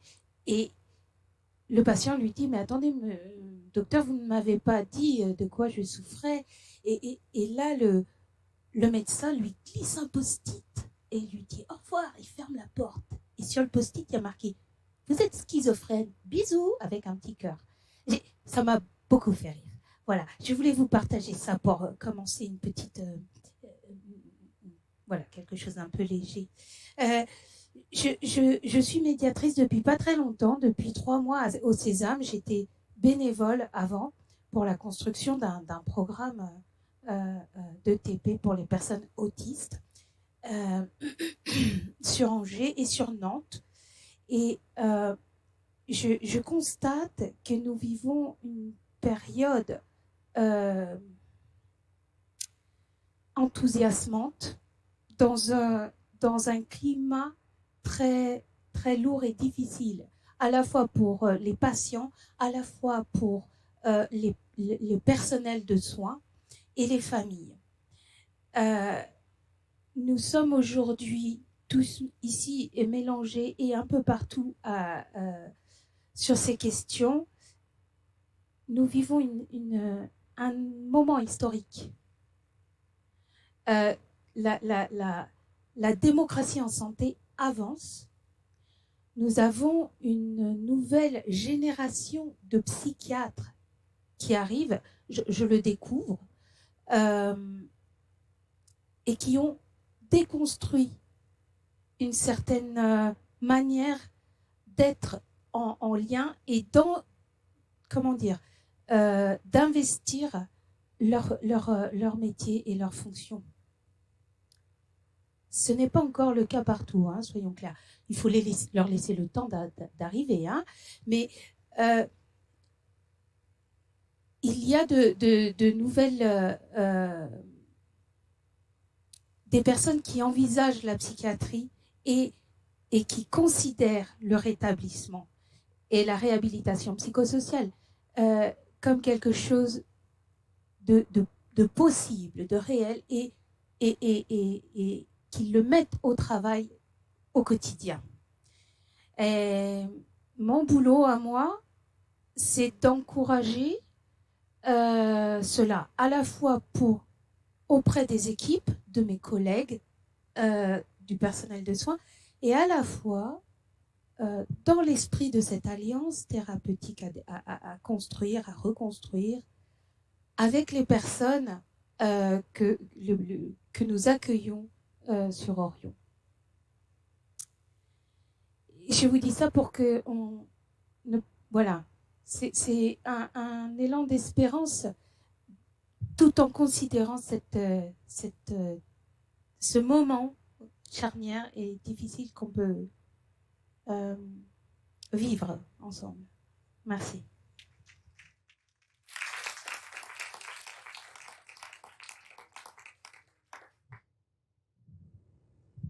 Bonjour, Audrey, je suis assistante sociale du coup au sein de l'EPSM Mazurel. J'avais une question par rapport à la pérédance plutôt et le développement qu'on pourrait en faire ici. Moi, ce qui me questionnait, c'était comment mettre en valeur en fait le parcours des patients qui n'ont pas forcément la capacité d'être formés et d'avoir une reconnaissance officielle par rapport à leur parcours. Et du coup, je me questionnais sur le plan légal. Est-ce que, au-delà des formations officielles, est-ce qu'on pourrait faire intervenir certains des patients qui ont beaucoup de choses à nous apprendre et à dire aux autres? Est-ce qu'on pourrait les faire intervenir, par exemple, sur des hôpitaux de jour? Est-ce que ça, c'est des choses qui sont envisageables ou pas? On va répondre à plusieurs voix. Venez, Alexandre, avec moi. D'abord, je vais laisser Patrice Bouet répondre à votre question parce que il est venu me voir récemment pour me faire des propositions tout à fait honnêtes. Et moi, je suis ouvert en tant que chef d'établissement à la mise en place de la pérédance dans l'établissement et des médiateurs en santé père. Voilà. Donc je vous fais un appel à candidature. Hein, si vous êtes intéressé pour nous aider à construire un modèle différent, je suis preneur de vos candidatures. Voilà. pascal.forcioli@ch-mazurel.fr. Je reçois vos lettres. Juste un petit mot sur la pérédance. C'est vrai, moi je traîne en psychiatrie depuis 35 ans, c'est vrai. Je me suis posé beaucoup de questions par rapport à ça. J'ai eu envie et tout. Je me suis renseigné sur les formations, tout ça. C'est pas si simple que ça pour moi, c'est même très très compliqué.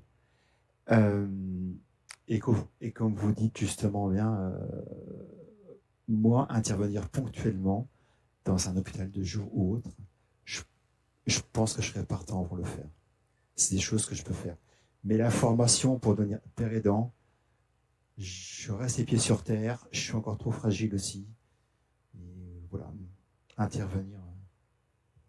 Oui, bonjour. Alors je répète, je suis Ludwig, je suis animateur du GEM, salarié du bout du tunnel, donc salarié de Patrice. La question des représentations est souvent posée en conseil d'administration et souvent échangée avec Patrice. C'était une question, alors ça fait longtemps que je lève la main, là c'était sur valoriser la parole et aussi, Patrice, tu pourrais, alors ta place elle est hyper importante au niveau de Mazurel, mais elle est prédominante et on sait que la difficulté dans les GEM, c'est d'aller recruter d'autres personnes ou de motiver et de donner capacité de pouvoir aussi prendre ton rôle et que il y a certainement alors à la fois des formations, mais de réfléchir aussi collectivement comment on peut amener des nouvelles personnes. Effectivement, les GEM sont des viviers de représentants, mais comment on facilite leur participation, la prise de leur parole. Là, on est venu à plusieurs administrateurs ou adhérents du GEM qui seraient peut-être à un moment donné intéressés, mais il faut prendre confiance et se sentir en confiance pour pouvoir le faire. Donc oui, Patrice, tu réponds oui à la question d'aller intervenir ailleurs, mais je sais que par ailleurs, Patrice, tu nous dis souvent, ouais, mais on me sollicite tout le temps. Et tu es le seul de l'association actuellement à représenter les usagers. Et la question pourrait se poser aussi au niveau de l'UNAFAM, puisque c'est souvent la présidente. Hein, Pauline, là, tu es une fervente représentante, mais qu'à certaines époques, sur l'UNAFAM, quand il n'y avait pas de présidente, il y avait difficilement des représentations des usagers. Donc, comment, avec Mazurel ou avec d'autres institutions, on pourrait travailler pour une meilleure collaboration? Voilà. Corinne Delon-Sommier, vous voulez réagir peut-être? Juste une demi-seconde. C'est sûr qu'en tant que président, Patrice, voilà, on vous voit aux instances et tout ça, mais il y a une autre présidente aujourd'hui, c'est qu'il y a un GEM TSA de Vendée qui est représenté ici. Donc elle se fait toute petite, c'est Élodie Pinceclou qui avait exposé ses toiles, hein, qui est artiste, voilà, qui peint, et la coordinatrice, donc Céline Agen. Je trouve que c'est aussi, ça vient en écho avec votre témoignage, et donc je me dis que c'est intéressant aussi, le GEM, TSA, c'est nouveau, ça existe, je ne sais pas, on peut peut-être vous dire... Bonjour à tous, donc Céline Agen, merci Dr Delon-Sommier. Donc, je suis coordinatrice du GEM-TSA. Madame Pasclot m'accompagne aujourd'hui, je la remercie. Juste sur la notion de père aidance, le GEM-TSA de Vendée est associé au comité de pilotage des situations complexes du handicap sur les Pays de la Loire, sur le groupe de travail de la père aidance. On était hier en réunion avec Elodie.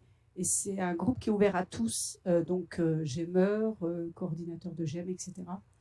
La notion et la réflexion qui est en train d'être faite, c'est père aidance professionnelle, père aidance dans les GEM, etc.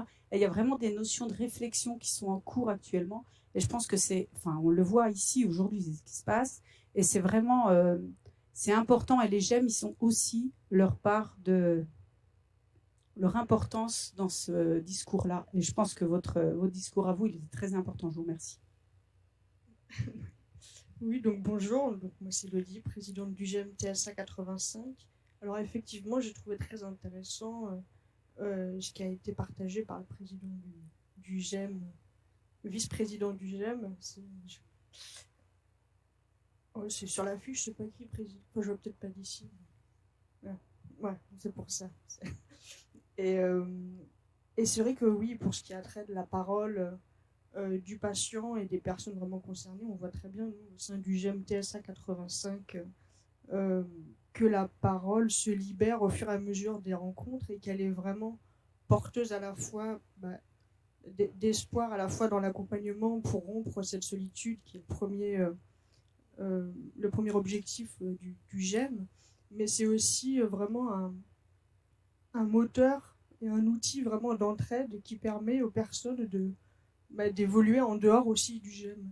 Et c'est vrai que enfin moi forcément je salue tout le travail qui peut être fait au sein des GEM et je pense que c'est vraiment quelque chose qu'il faut peut-être mettre un peu plus en avant aussi, même au sein des établissements médicaux et sociaux, pour qu'on puisse s'apporter encore plus les uns les autres et puis gagner en confiance aussi, parce que c'est ce qui permet aussi d'avancer et de poursuivre son chemin. Bien, merci. Je voudrais qu'on arrête. Je vais être obligé de vous frustrer, mais tant pis, ça fait partie aussi du jeu. On pourra se donner rendez-vous dans d'autres rencontres et poursuivre la discussion, que vous pouvez poursuivre aussi une fois cette séance clôturée, puisque on n'aura plus la liaison visio, mais vous pouvez continuer à dialoguer ensemble. En tout cas, merci pour vos questions. Merci pour votre présence. Merci surtout à nos intervenants, parce qu'on a vu à travers les témoignages des uns et des autres, les prises de parole, des regards croisés, des fonctions croisées, des métiers nouveaux dans l'hôpital. Et on voit que tout ça est nécessaire de polliniser. Voilà. On est quand même sur des changements. Vous l'avez signalé, je vous remercie Ludivine d'avoir signalé cette particularité d'une époque où on est à la fois dans la morosité, dans la crise, mais aussi dans la transformation. Et on doit accomplir ces transformations dans une situation de crise. C'est d'ailleurs parce qu'il y a une situation de crise qu'on est capable de faire des transformations. Parce que sinon, ça ronronne. Voilà. Donc, les choses sont en train d'évoluer. Elles évoluent sûrement pas assez vite au gré des uns et des autres. J'en suis parfois le premier à m'en plaindre que ça ne va pas assez vite, et parfois mes interlocuteurs à trouver que je veux aller trop vite. Voilà. Donc, oui, c'est pas si simple. En tout cas, je pense qu'on est dans un système de santé qui est en train d'évoluer et où la question centrale de l'engagement du patient est en train de changer. Nos regards en tant qu'institutionnels, en tant que professionnels, ont changé ou sont en train de changer. Ils vont encore changer dans les années à venir. Et les patients, comme les aidants, nous aident aussi à faire évoluer ce regard. Voilà. Je vais laisser le mot de la fin à Alexandre. Je voulais juste revenir sur deux des mots qu'on a utilisés cet après-midi, c'est-à-dire pouvoir d'agir et parole. Deux choses peut-être au moins à retenir, c'est que je prends l'exemple, il y a plusieurs parents qui sont ici. Vous savez, des fois on a des idéaux d'éducation, on se dit qu'on aimerait bien que nos enfants soient émancipés, qu'ils aient un pouvoir d'agir extrêmement développé. Et puis quand on rentre le soir à 21h, 21h30 et qu'on dit à notre ado une consigne assez simple et qui passe 35 minutes à déconstruire la consigne qu'on lui a donnée, etc., on aimerait bien qu'il ait un peu moins de pouvoir d'agir à ce moment-là. Donc des fois, en tant qu'institution, le système de santé peut avoir ce genre de choses, mais par défaut, quelqu'un qui est en difficulté, qui est à la tête dans le guidon, qui est fatigué, il ne va pas travailler fort au développement du pouvoir d'agir de l'autre qui remettra en question l'organisation de soins dans laquelle il est actuellement. Donc déjà, il faut prendre pour acquis qu'on ne peut pas juste se dire un jour, le système de santé va s'investir énormément à développer le pouvoir d'agir des usagers. Ça n'arrivera pas. Pas dans les conditions actuelles. Donc ça demande, et c'est intéressant dans ces espaces, on voit la puissance, on voit la force de l'expérience, on voit la force de vivre au quotidien des défis de santé dont on vit les impacts au concret, qui ne sont pas abstraits, mais des défis qu'on vit soi-même pour soi, pour des proches. Et donc ça demande, c'est pas une question utopique, c'est une question concrète, et qui demande de ce fait-là des garde-fous. Et notamment d'avoir des alliés à l'intérieur du système de santé permet de favoriser et de rendre plus constructif cette contribution qu'on veut avoir. Et sinon, qu'est-ce qu'on fait? C'est que les tensions montent et on rentre dans une conflictualité qui est plus constructive. Et donc l'intérêt, c'est d'avoir des représentants des usagers, des bénévoles associatifs, des patients partenaires, des médiateurs de santé pair comme tiers de confiance, comme justement médiateurs entre ces parties-là, permet de mobiliser toute sa puissance, cette tension qui monte, cette conflictualité qui monte, de manière constructive et coopérative dans le système de santé. Mais donc n'attendons pas que d'un coup, le système professionnel s'ouvre à cela. Parce que quand on est en difficulté, c'est compliqué de laisser à l'autre autant que ça. Et vous avez des exemples très concrets qui existent. Je ne sais pas si vous connaissez, vous avez suivi le principe des 3 positions qu'un gynécologue peut offrir à une femme pour faire une consultation. Et pendant des années, plusieurs associations ont montré que les femmes revenaient de moins en moins à faire de la prévention parce que le geste, elles le trouvaient intrusif. D'arriver et d'ouvrir les jambes au complet, pour certaines adolescentes ou d'autres, c'était vu comme quelque chose de problématique. Et les associations professionnelles disaient oui, mais c'est le seul moyen d'avoir les meilleurs résultats cliniques.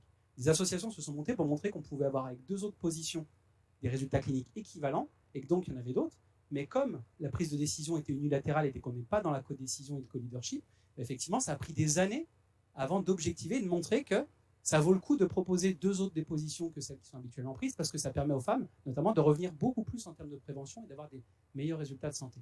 Mais si on attendait comme ça, passivement, ça n'allait pas arriver. Donc ça, c'est une illustration. Et le dernier point, c'est quand on dit comment valoriser la parole, c'est quelle valeur on donne. Okay. Et le problème, c'est que comme on ne passe pas notre temps à essayer de caractériser quelle est la valeur, on dit c'est important la parole des patients. Oui, c'est important. Mais il y a une crise sanitaire et puis la parole est plus très importante. Donc tant qu'on ne la caractérise pas et qu'on ne la nomme pas précisément, et qu'on sait quelles sont les différentes valeurs de la parole des patients, il y en a plusieurs. Il y a une valeur normative, mais il y a le droit. Et juste déjà, il y a une valeur légale, normative, coercitive. Il y a une valeur éthique. On peut choisir que c'est important pour nous d'agir à partir de et avec la parole de.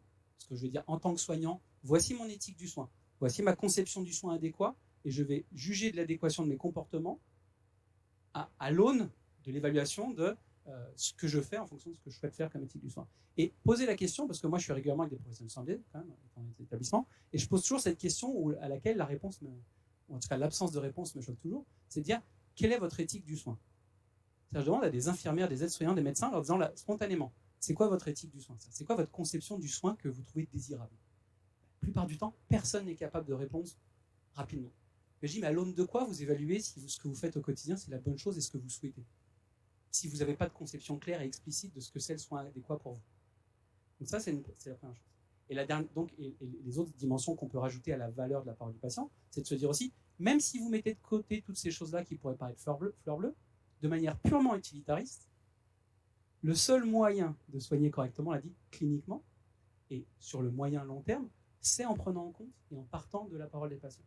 C'est-à-dire que même si vous avez quelqu'un qui n'est pas dans l'état adéquat pour prendre, qui n'est pas dans un état de rationalité et que vous forcez quelque chose, parce que vous avez un jugement objectif qui vous permet de savoir que c'est le cas, peut-être que sur le moment, ça vaudra le coup. Mais à moyen long terme, l'exercice d'une autorité qu'on ne trouve pas légitime sur soi passive les gens. Et donc, en termes de système de santé, on ne s'y retrouve jamais au bout du compte. Parce qu'on a peut-être résolu la situation de santé, mais la personne part avec le constat que ce n'est pas forcément un acteur de soins, c'est quelqu'un qui est un bénéficiaire du soin, il vient, il cherche, il repart en n'ayant pas conscience que c'est un acteur de soins, il n'est pas convaincu que sa parole est légitime ou qu'elle a de la valeur. Donc qu'est-ce qu'il va faire? Il va revenir dans un système de soins de manière relativement passive en attendant justement qu'on prenne soin de lui.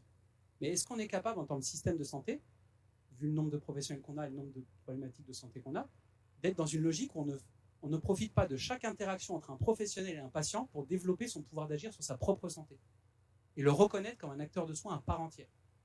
Si chacune de ces interactions n'est pas l'occasion de faire ça, on ne tiendra pas en termes de rapport aux ressources.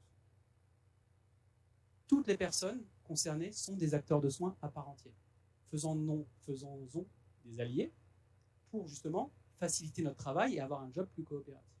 Donc, je pense que ces deux éléments-là, on peut repartir avec, ça peut nous aider, et surtout réorganiser, parce que moi je ne suis pas du coin, je ne suis pas très loin, réorganiser des espaces comme celui-ci avec un peu plus de soignants et de professionnels de santé, parce que vous aurez ce dialogue-là qui aura toute une autre nature. Parce que dès qu'on change la composition d'un amphi comme ça, je vous garantis, ce qui est drôle, c'est que les postures ne sont pas les mêmes et elles changent en présence les uns des autres. Et ces rencontres ont été initiées pour faire l'expérience de ça qui a l'air d'être positive pour plusieurs, mais comment on fait en sorte qu'elles soient plus régulières, des fois moins formelles, elles peuvent être sur le côté, etc., sur des projets concrets et des actions dont vous avez parlé tout à l'heure en disant concrètement comment on agit et expérimentons ensemble. Je finis là-dessus, la question qu'on n'a pas répondu tout à l'heure. Oui, ça se fait actuellement. Il y a des cadres légaux qui permettent d'impliquer des gens qui ne sont pas dans des associations, qui agissent, qui interviennent à titre individuel et qu'on peut protéger juridiquement, à qui on peut rembourser les frais, tout ce que ça encourrait en termes de frais pour eux d'intervenir. Les Hospices civils de Lyon, on a fait une charte du patient partenaire qui permet notamment de couvrir ça.